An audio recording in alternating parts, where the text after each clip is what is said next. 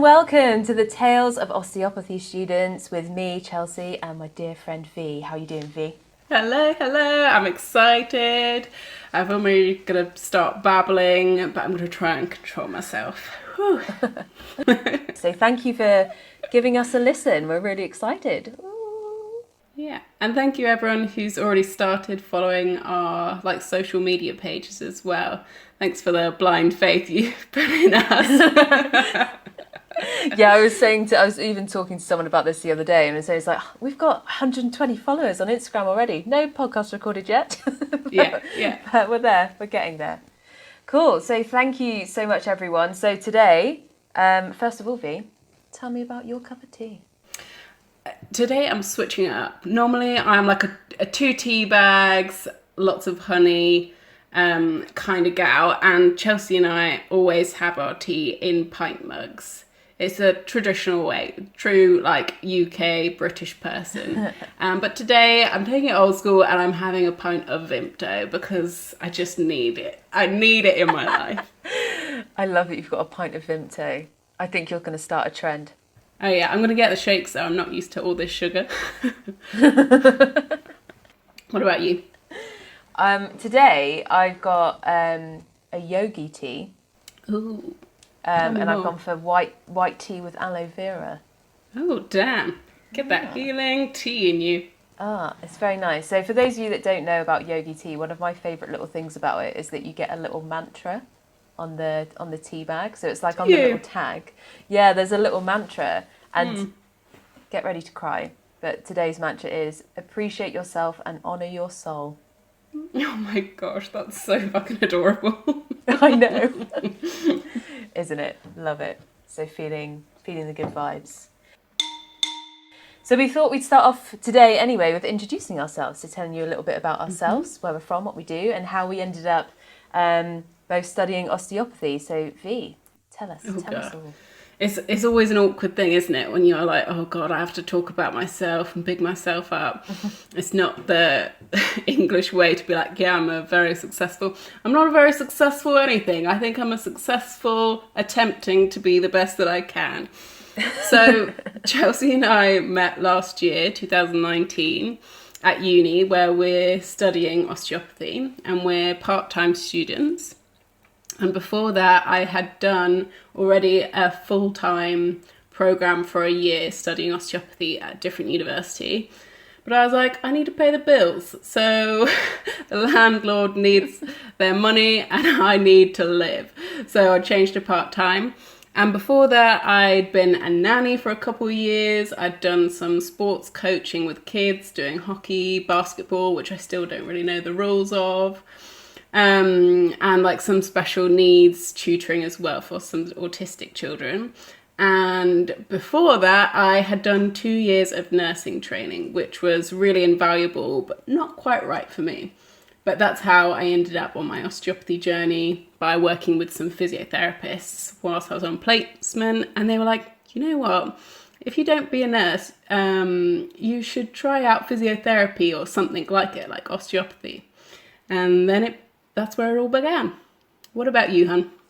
So for me, I mean, I've had a lot of different career changes, I guess you could say. I started off my working life as a project manager in London, and then decided that wasn't quite for me, so wanted to try and work in music. So then I moved to Brighton, where I did my first undergraduate degree in music business, and was in the music industry for a few years, mainly working within the live sector, like putting on shows and working at music festivals and things like that.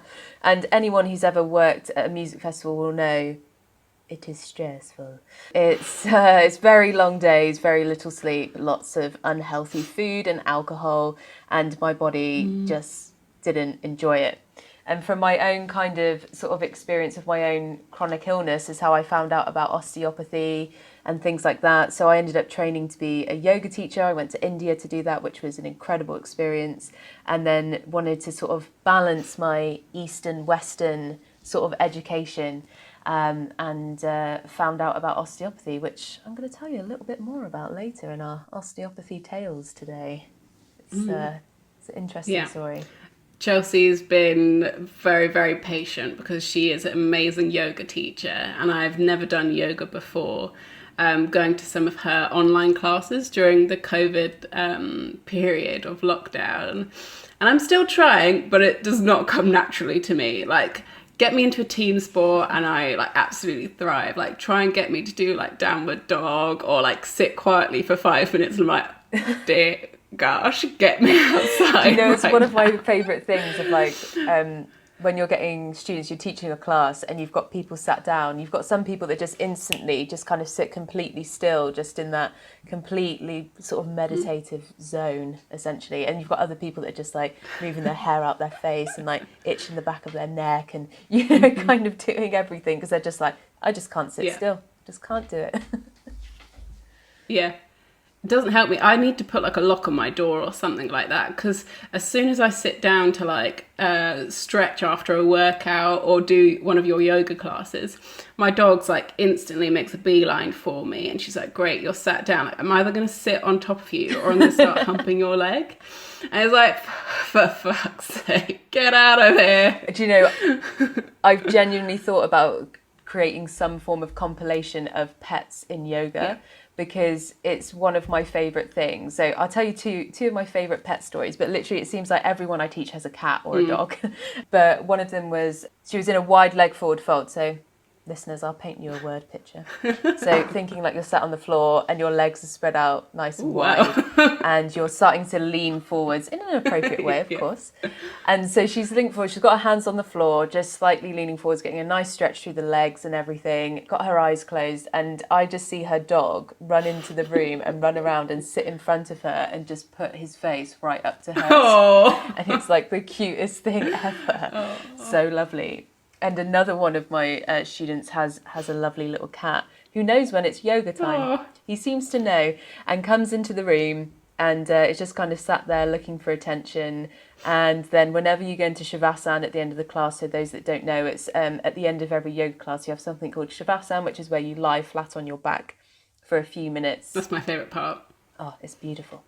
And he always jumps on her belly and sits on her belly and it just kind of stares at her face when it's like time to move. And he's like, don't you dare move.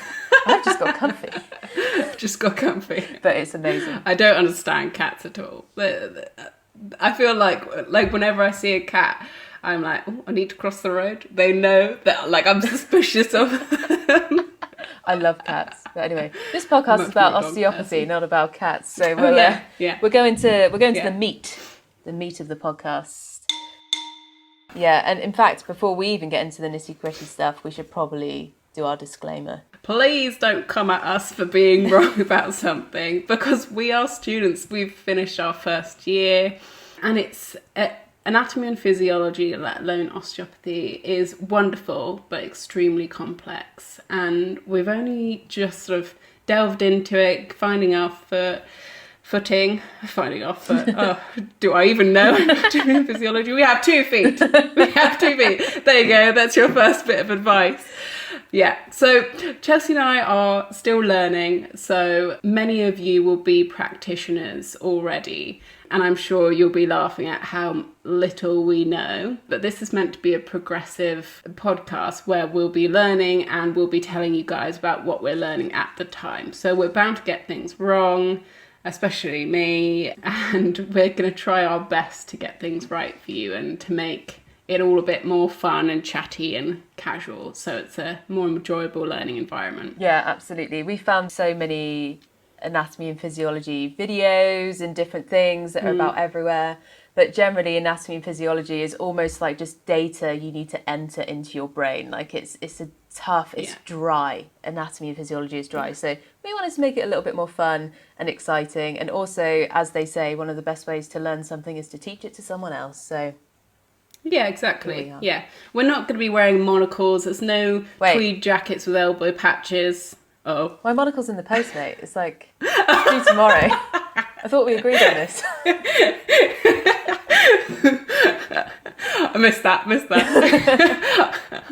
I'm sat here in my pyjamas and Chelsea's getting a monocle on. Yeah, so please be patient with us. We'll try our best, and we would love to hear back of anything that we get wrong. Please send in your constructive criticism to our email at TOOSpodcast@gmail.com. Yeah, we'd love to hear your feedback about anything. I'm sure we're going to start talking about a subject and one will be like, I can't actually remember what this is, or there's a question here that I don't know the answer to. I did have that panic this morning. It's all good. You know more than you think you know. That's the key, isn't it? Yeah. That's the key. Yeah, for sure. Okay, so for our first section, we're going to be talking about anatomy and physiology, or AMP for short. So this is the world of anything in regards to sort of structure and function within the body. And it's what everyone needs to get to know, especially studying anything medical, anything like that at all. So we need to get to know all about the body. Yeah. So today we're going to be talking about some anatomical terminology. Yeah.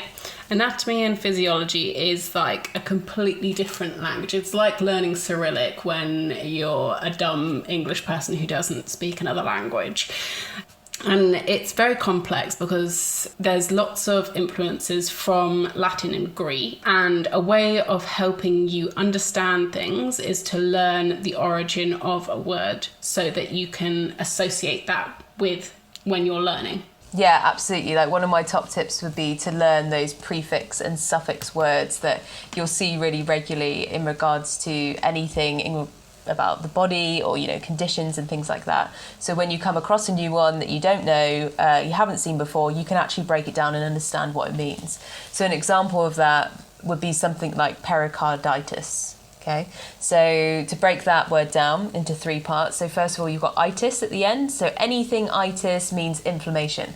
Tonsillitis, laryngitis, dermatitis, all different types of inflammation. Pericardium, the peri part is like perimeter, so around the outside, and cardio, cardi, anything like that means heart. So it's inflammation of the lining on the outside of the heart. That's what pericarditis is.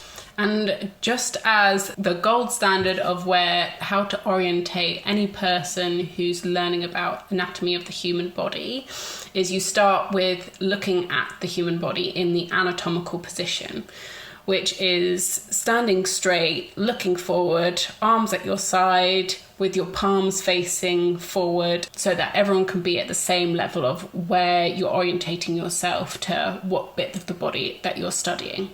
Yeah, for sure. It's like the starting position. It's important to get that into the old brain. Yeah. And another key thing of how to orientate to which bit of the body that we're talking about is to use anatomical planes and sections.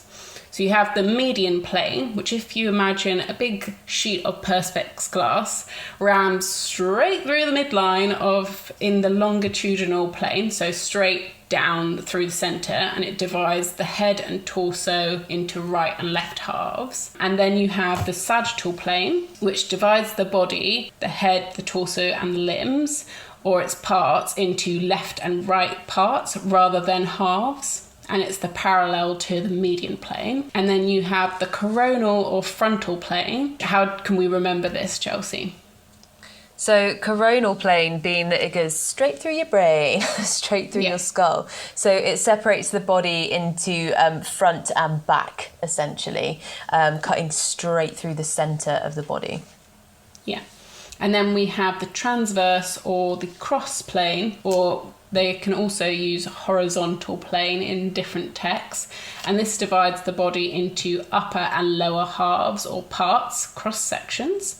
So you have the torso and the head, and then the pelvic region and the lower limbs. And that's a way that you can orientate yourself to talking about which parts of the body. Oh, V, I've just read a little interesting note here actually in regards to the horizontal transverse plane. It's saying that they're regularly used interchangeably, but apparently they mean two different things. Oh, okay. Oh. Right. So it just says... another thing to confuse us. Yeah, you'll find this, dear listener. There are many things that say they're the same when they're not, and every textbook will tell you something different Welcome to anatomy. Yeah. So it's saying that they are often used interchangeably, however, they are not necessarily equivalent. Consider the difference between horizontal and transverse planes in the leg versus the foot, and in the abdomen versus the gut tube. Understand that these planes are in such regions produce very different orientations of the structures in question. So it's saying the horizontal plane lies at right angles to both the median and coronal planes. The transverse plane lies perpendicular to the long axis of a given structure and divides that structure in a cross-sectional orientation. So I guess it's saying, like, with the foot, so the transverse plane is like cutting through, say, separating the toes to the foot, but the horizontal plane of the foot is separating the top and bottom of the foot. Yeah, so the sole instead of the dorsal side of the foot. Yeah. Yeah. On that note, an extra tip and way that you can help orientate yourself to the body is the use of terms of position and direction.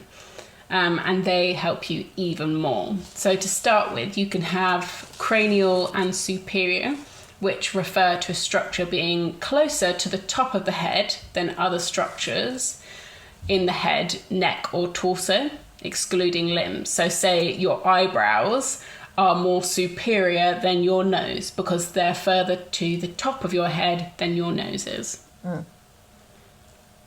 Yeah. And then we have anterior and posterior, which are really important. So anterior refers to structures being more in front than another structure to the body.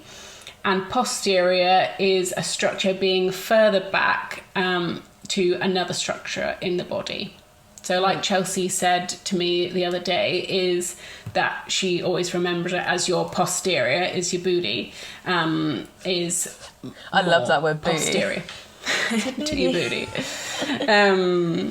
And you can also interchange anterior and posterior with ventral, which is the same meaning as anterior, or dorsal, which has the same meaning as posterior. Here we go. Yes. What else have we got? So we have medial and lateral as well. So medial refers to a structure that is closer to the midline of your body, so the median plane, like what we were talking about earlier, than another structure. So my belly button is in the midline, in the medial to my body. And lateral refers to a structure that is further away from the median plane than another structure of your body. I have a look at your ankle. On either side, you have two bony bits, and they're called the malleolus, and they help form the ankle joint. And on the outside of your leg, so on the lateral side of your leg, you have the lateral malleolus. And on the inside of your leg, you have your medial malleolus, which might sometimes click against your other leg's medial malleolus. So that's how we can use those sorts of terms. Yes. And what other terms of position do we have? Should I tell you my favourite? Yeah. Proximal and distal. Okay. I don't know why. I just like the sound of them. I think they've got a nice ring to it. Proximal and distal. So this can be used in terms of something that's closer or further away. So not quite like where we've said, superior and inferior, where we're talking about along sort of between the head and the feet. Say if you've got your arm, for example. So your wrist is distal to your forearm, and your elbow is, so the top of your forearm, for example, is proximal to your elbow. That's what we're talking about. So where things are in relation to other things. Again, but I mean, that's what we're talking about with everything within this section at the moment. We've also got superficial and deep. So this is in terms of, super important. So say, for example, you've got your thigh, and you've got layers of muscles, like, so all of your quads are like kind of layered up, right? And so at the very top, that's closer to the surface of the skin, is your superficial. So it's what's closer to the surface of the skin. And as you go down by layers, you then get deeper. So it's what's deep. So is it superficial or deep? And that's all about the surface of the skin as well. So that's what's important. So it's not necessarily like, you know, you've got your chest and then you've got a layer behind it, and your back is deepest. It's not. It's what's deepest internally in the centre, and superficial is all coming out from like a circle out to the outside of the skin. Yeah, like a Malteser. Yes. So like what's in the middle is like the nice crunchy stuff, and that's the deep layer, and the chocolate around the outside of the Malteser is the superficial layer. That is a beautiful analogy. I enjoy that. Always preferring things to snacks. It's my thing, apparently. Yeah, but you can also see it in terms of, say, like you're watching like a detective program and somebody gets shot or stabbed or something like that. If the paramedic or the medic says, oh, they've got a superficial wound, it means that the gunshot or the stab wound was on the outside of their body. And a deep wound is going to be more impactful to their body because it's affecting more of their internal structures. Can you tell that V likes crime podcasts? Oh, yeah. Anything to do with true crime, and it's my thing. And then we also have ipsilateral and contralateral, which are quite big words. I struggle to say them sometimes. So ipsilateral means on the same side. So say if I fall off my bike and I break my wrist on my left arm, and I also have a graze on my upper arm on my shoulder, those are on the same side, so those would be ipsilateral injuries. But contralateral means on the opposite side. So if I fell off my bike and I broke my wrist on my left arm, but I had a graze on my right arm, those would be contralateral injuries. Yes. So I think next we're going to talk about some terms related to movement. Yes. So, yeah, movement being one of the things that's real important that we all do every day. So there's a fair few terms we want to talk about, just to give you a nice little intro. First one being flexion and extension. So flexion and extension is if, for example, you bring your arm out nice and straight, that is extension. If you bring your hand towards your shoulder, that is flexion of the elbow joint. So in summary, flexion is the movement of which a joint angle is decreased, and extension is where the joint angle is increased. So if you think about it, just think about your elbow and just think about that angle there being increased and decreased. That's your flexion and extension. Yeah. And we'll be trying to implement these words and this language in the future episodes because it's important to use these specific terms when we're talking about joints and how they work. So how somebody flexes their knee might be an indication of how that joint can function. So it's all about structure and function for us osteopaths. Structure, function, structure, function, structure, function. Yeah. And there's some more terms of movement such as adduction and abduction, which can often be called adduction and abduction because the words are very similar, so you need like a little bit of a differential. So what are those about, Chelsea? So say, for example, if you look at your hand, I'd love it if people were listening to this podcast on a train, they're just like putting their arm out in their hand and just doing, everyone's like, what are you doing? But so if you have your hand out and you spread your fingers really, really far apart, that is abduction. And if you bring them back together, so you're getting your fingers to touch, that is adduction. So abduction, abduction, taking them away, and adduction, bringing them back together. And V told me a really lovely way about how to remember the difference between the two. Didn't you, V? So going back to my love of like weird things and like true crime and all of that sort of stuff, I need funny things or weird things in order to help me to remember things. So adduction, adduction is fine because you're adding something to your body. So when using Chelsea's imagery with adduction, you're bringing your fingers together, so you're adding them all together. And abduction sounds like abduction. So a criminal might abduct somebody. So you're taking them away from something. So that's how I remember abduction movement, is that you're taking something away from the origin point. Yeah, and now you'll never forget it. But I can literally, I can honestly still remember at the point of us having that conversation. I could just still see it just burnt into my brain. Yeah. And then we've got medial rotation, internal rotation, external rotation. So sometimes medial rotation is called internal and external rotation is called lateral rotation. So again, I've got another imagery for you. So come along with me. If you bend your elbow and have your palm face up towards the ceiling and you bring your hand in towards your belly button. Yep, that's medial rotation or internal rotation. This is specifically at the shoulder joint. And then if you let your hand go outwards to the side, that is external rotation or lateral rotation within the shoulder joint.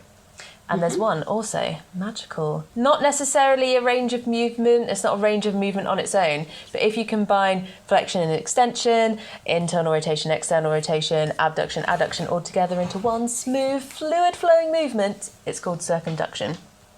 Mm-hmm. So if you think you're doing those big circles, you know, you're warming up for PE, you do those big circles with your arms. Circumduction. Yeah, like a windmill.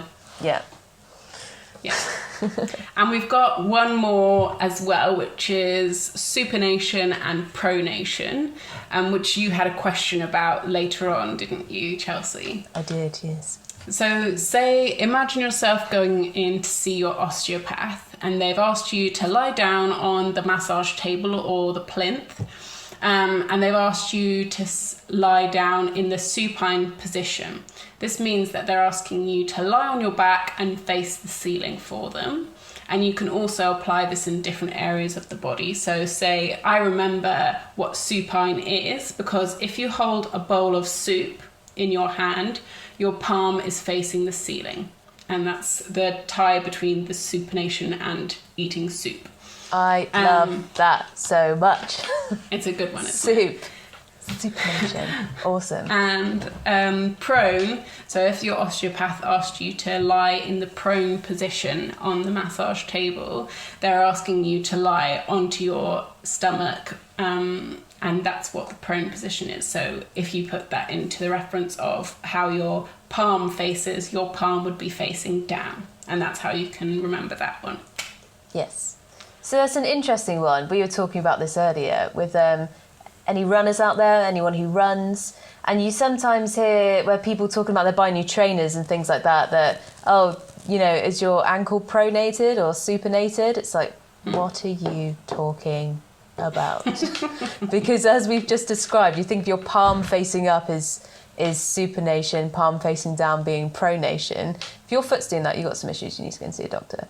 But generally with the ankle, we refer to those sort of movements in terms of inversion and eversion. So inversion being when, if you've got the soles of your feet on the floor and they start to come to face towards each other, that's inversion. And if they start to go, so they're facing out away to the side, so laterally, that's eversion of the foot. So I'm intrigued to know, because it's not just like it's an American thing or something like that. It's like everywhere we see it, it's always like pronation or supination in regards to the foot. So I'm intrigued to know. Yeah, any runners or practitioners who have an answer for us, please let us know. Yeah, tell us your stories, tell us your secrets. But I think that's everything we've got for A&P so far today. Okay, Chelsea, I think you have some interesting stories to tell us today. And I'm excited because I haven't heard these. So for the future of the podcast, one of my favourite things is to hear the weird, I think it's probably from my days working in one of the big hospitals in London as a student nurse. You came across some fucking weird medical cases, conditions, positions people have got themselves into, or weird things that they've eaten or something like that. And I'm just obsessed. I want to know all the weird medical cases, conditions and treatments, not just in the last couple of years, but throughout history. How did like shamans, witch doctors, people with healing abilities and stuff like that treat conditions that we're now seeing something like asthma. How did they treat that 700 years ago? I want to know. I want to know all those sorts of things. So we're going to be hearing about those sorts of things in the podcast. And Chelsea's got some for me today. I got a story for you today. I got a story for you from 1810. Ooh, okay, I'm ready. Yeah, so any of you that know medical history will know it was horrendous. Oh, God. There's some shady things that happened in the past. What are they doing? Yeah, from, and on the anatomy standpoint of, stealing bodies from graves so they can cut them open to see what's inside. That happened in the UK a lot. To the point where people started putting cages over their graves so people couldn't get their bodies after they died. Okay. Horrible. I didn't know that. Yeah, today I've got a story for you from 1810. So this story came directly to me from, I've read at the beginning of lockdown, I read The Body by Bill Bryson, which I'd really recommend to anyone who's kind of interested in anything to do with the body. It's called A Guide for Occupants. And it's really accessible. Also, if you're not a big reader and you like audiobooks, it's the author that reads it, which I love about audiobooks as well. And it's got some really interesting stories and just generally interesting information about the body, just so you learn more about yourself and how you function on a daily basis. But so this particular story is within a section to do with cancer. So when the body goes really, really wrong, that big horrible thing. Have you ever heard of Fanny Burney?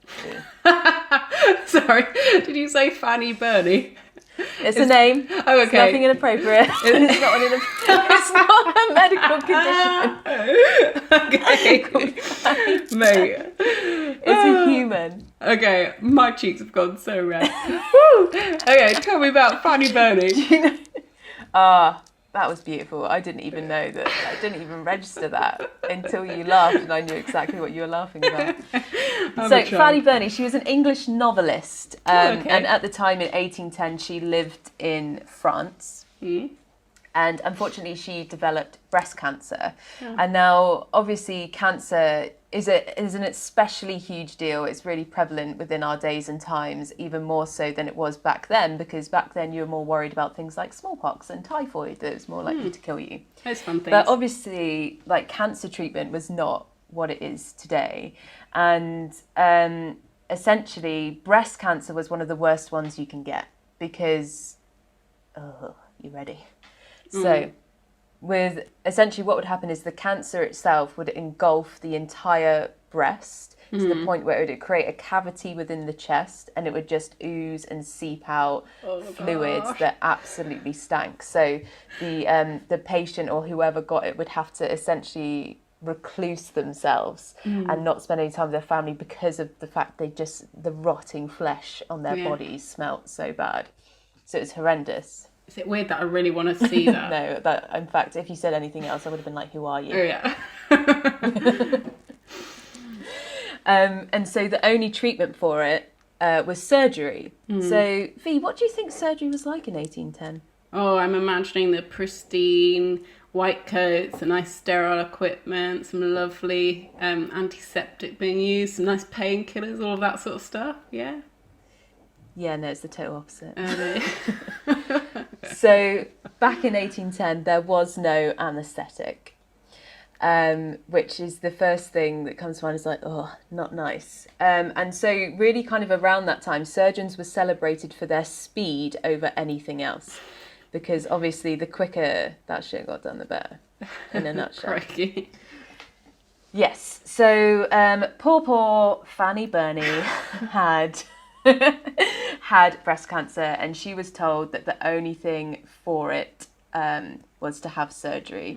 And her being an English novelist, obviously wrote about it. So you can actually read some of the things that she wrote. Yes, and one Fanny. of the first things she said was that a terror that surpasses all description. Oh, no. So she wrote a letter to her sister Esther, which I thought I'd read you a little bit of. Great. How do you feel about that? I want to hear what Fanny has to say. So I'm going to paraphrase it slightly, but if you would like word for word, then it's in The Body, Bill Bryson, The Body. So the surgeon placed her upon a mattress. So the surgeon, along with his team, had gone to her place of residence and had placed her on the mattress and spread a handkerchief over her face. Okay. She had reported to her sister that it was transparent. However, I saw through it that the bedstead was instantly surrounded by 7 men and my nurse. I refused to be held. But when, bright through the handkerchief, I saw a glitter of polished steel, I closed my eyes. I bet you did. Oh, no. You ready? Keep going. You ready for this? Yeah, okay. When the dreadful steel was plunged into the breast, cutting through veins, arteries, flesh, nerves, I needed no injunctions not to restrain my cries. I began a scream that lasted unintermittently during the whole time of the incision, and I almost marvel that it rings not in my ears still.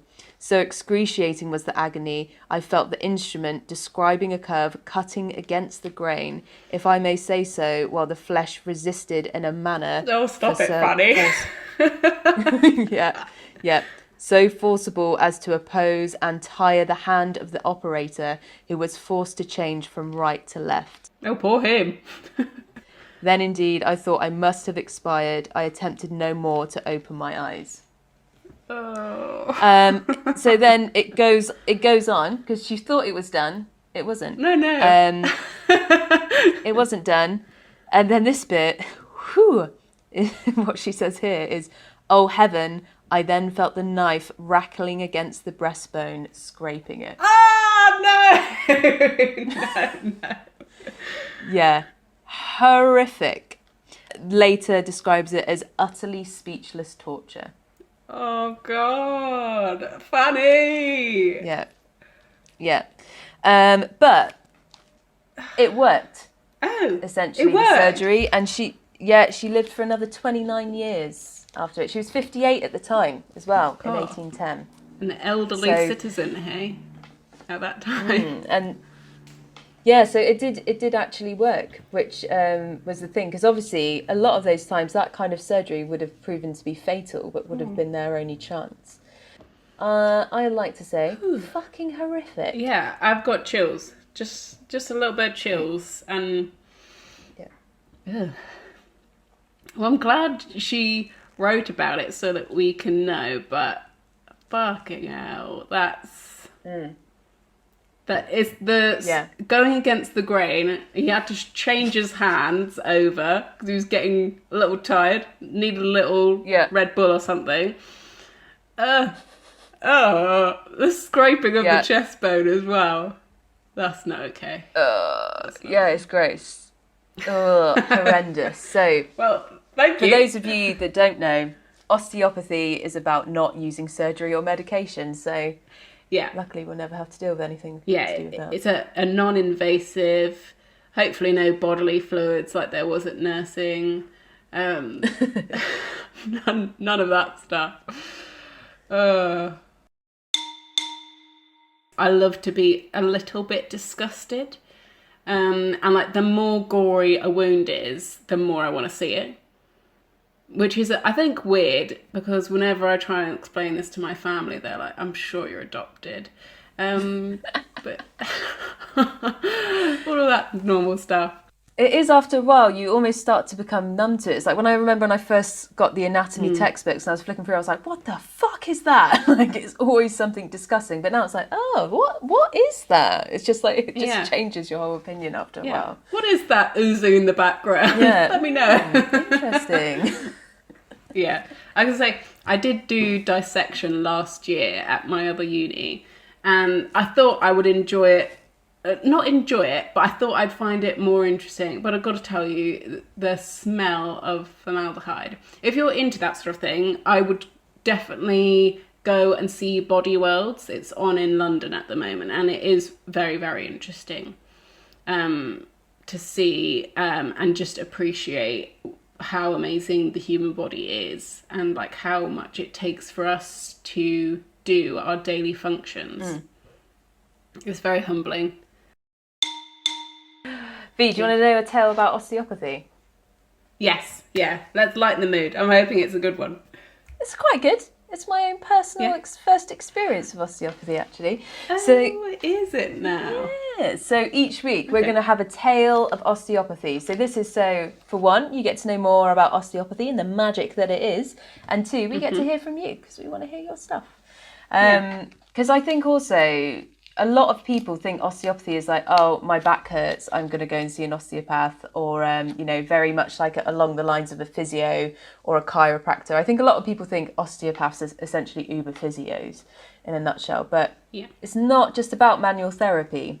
Yeah, so we are going to be telling different people's tales and our own about our experiences with osteopathy. And we're going to be talking to you, because some of you might not even know what osteopathy is. I know I struggled to say the word osteopathy for a very long and embarrassing time. I know a lot of people that have said the same things. You're not on your own. Oh, yeah. I work in a bar, and the amount of people who, whenever they ask me what I do, ask me to say it again, and then they say, that's the one with backs, isn't it? And I'm not going to lie, it gives me a tiny, tiny little heart palpitation every time they're like, oh, that's just the one, you just do those clicky things with the backs. And I'm like, oh my God, please let me tell you about my life's passion. So that's what we're hoping to do with this podcast as well. Yeah. So tell me about your first experience, Chelsea.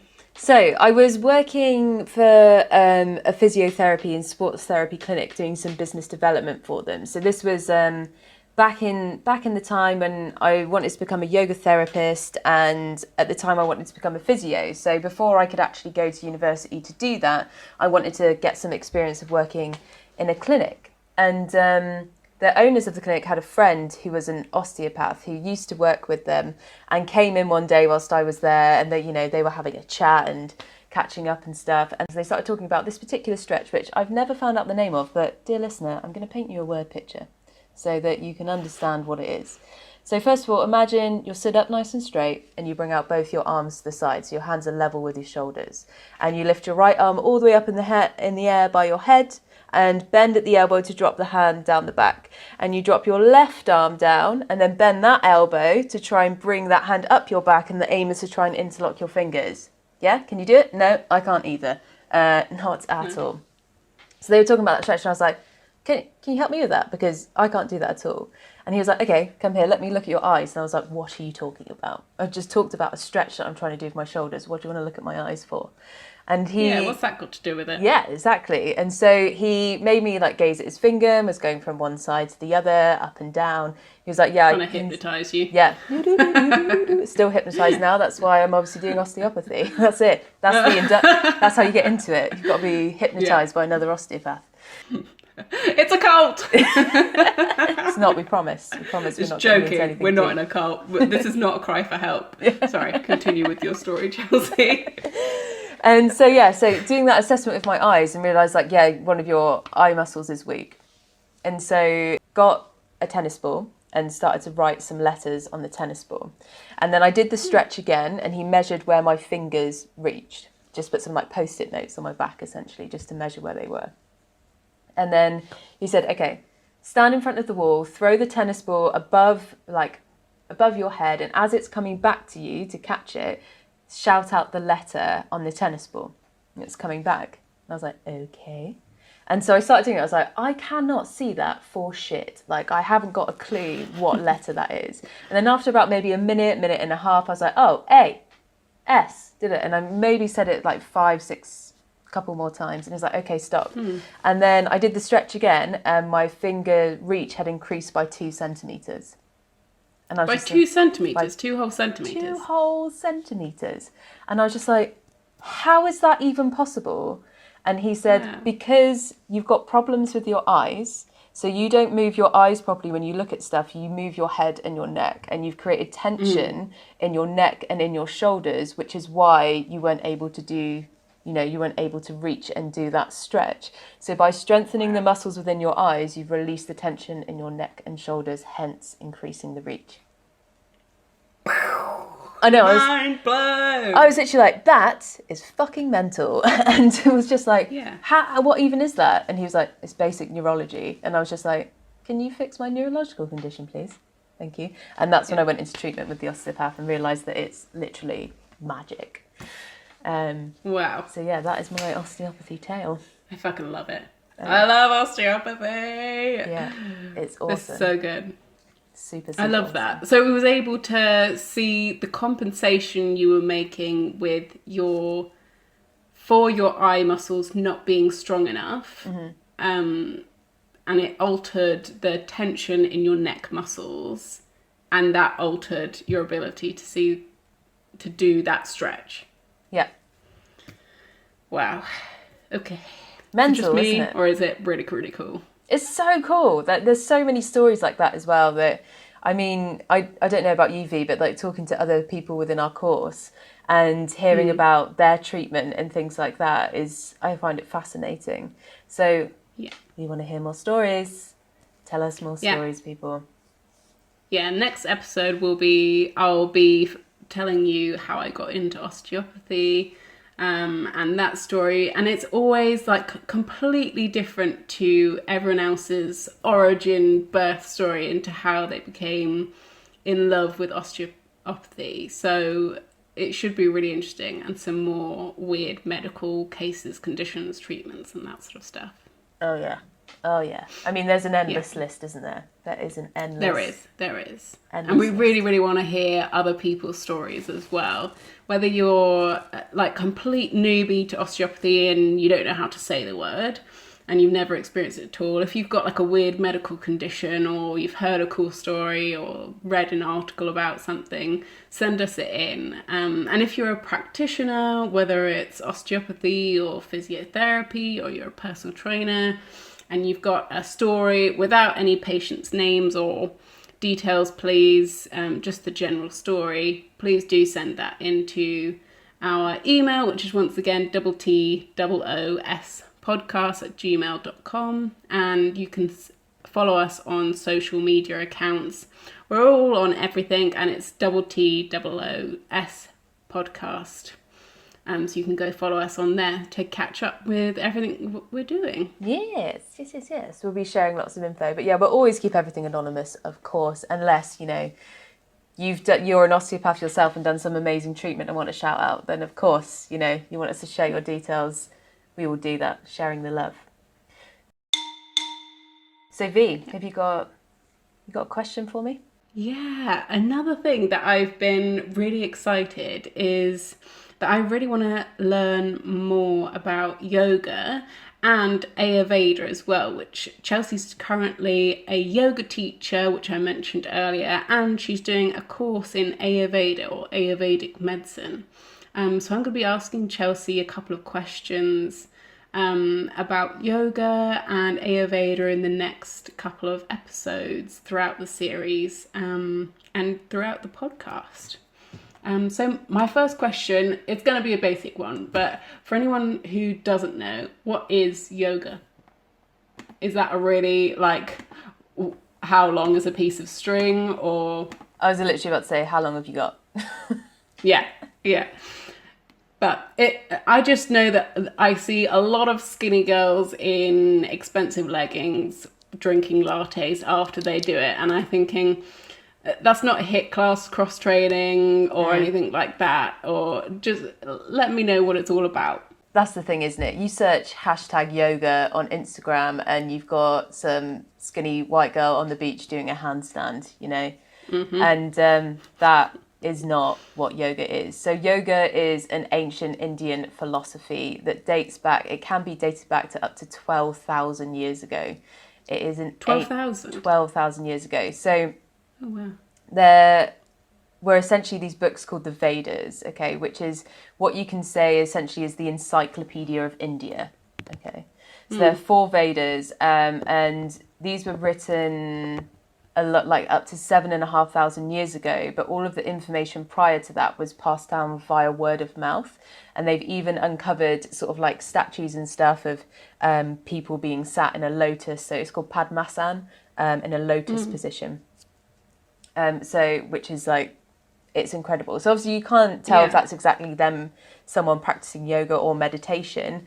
It could just be how everyone sat, you know, it could have been anything, but still, it's like the fact that that thing has been depicted within sculpture that long ago is really incredible. And so I think, especially within the West, yoga has kind of been lost quite a lot in terms of its honesty and kind of honouring that practice. Not to get too political at all, but I think as a white woman, which you might not be able to tell from my voice, but you might be able to, as a white woman that is essentially earning my income from a non-white culture, I think it's my responsibility to honour that practice as much as possible and stay true to that. So any training that I do with yoga, I always go back to India. So I'm always trying to kind of put that, you know, that some of that money that I've earned back into the culture.